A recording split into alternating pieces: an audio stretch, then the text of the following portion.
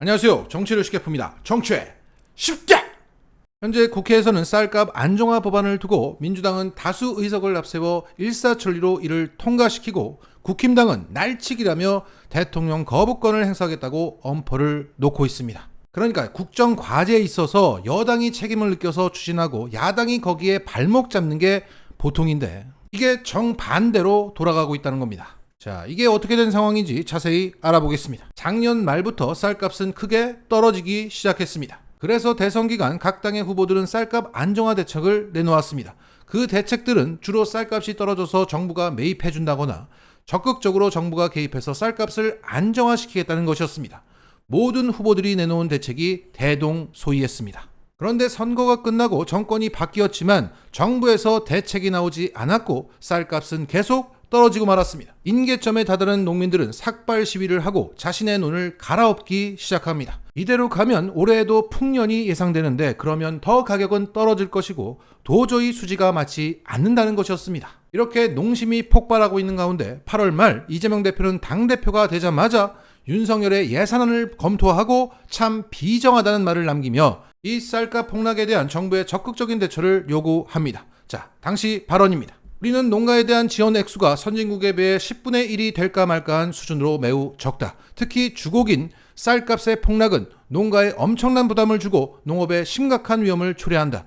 현재 정부는 소위 매수, 수매, 시장 격리를 해야 함에도 지원하거나 안 하면서 쌀값 폭락을 방치하고 있다. 민주당은 이에 대한 법안을 준비하고 있다.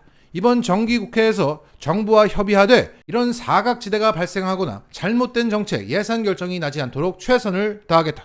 자, 그리고 9월 14일 최고위원회의에서 이재명 대표는 이렇게 발언합니다. 자, 직접 보시죠. 울진 산불 사건의 구호 체계에 좀 문제가 있다는 보도를 제가 본 일이 있는데 아직도 지금 구호 물품들이 창고에 쌓여 있다.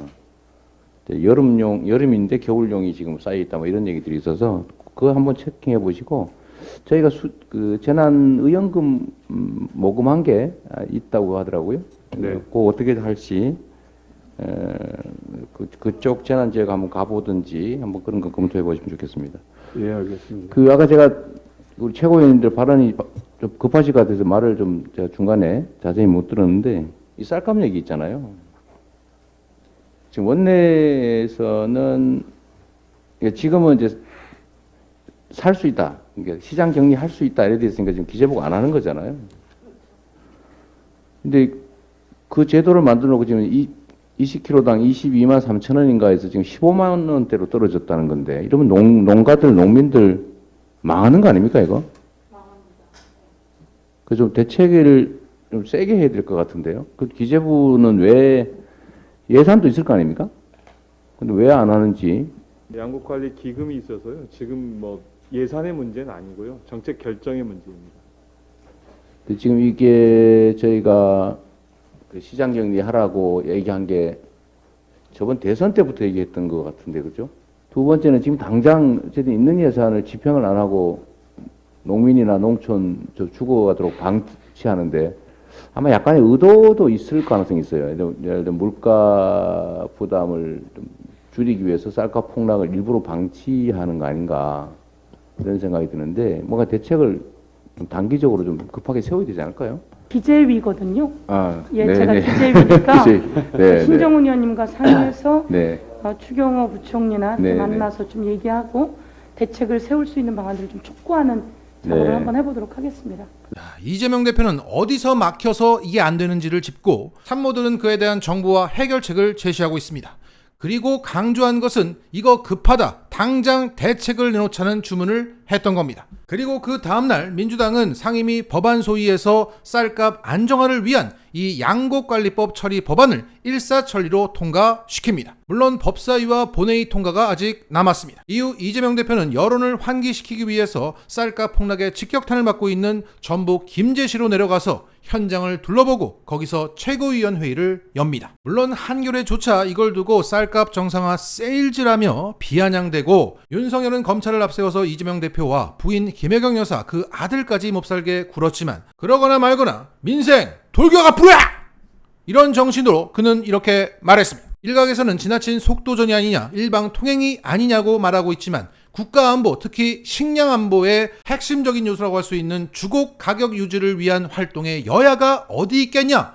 이런 것이야말로 속도전으로 국민을 위해 주어진 권한을 최대치로 행사하는 대표적인 사례다. 여기에 박홍근 원내대표도 원내 일당으로서 이번 정기국회에서 반드시 이 양곡관리법 처리를 마무리 짓겠다고 화답했습니다.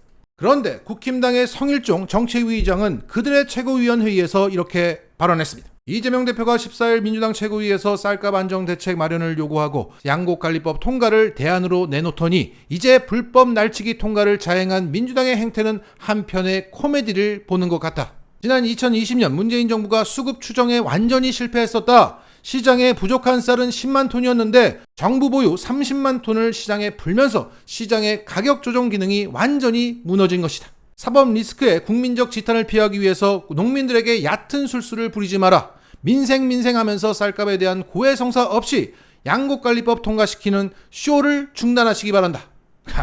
대단합니다. 자, 벌써 국힘 너님들이 정권을 잡은 게 4개월이나 되었고 인수위 2개월까지 더하면 6개월입니다. 그동안 너희들 뭐했니?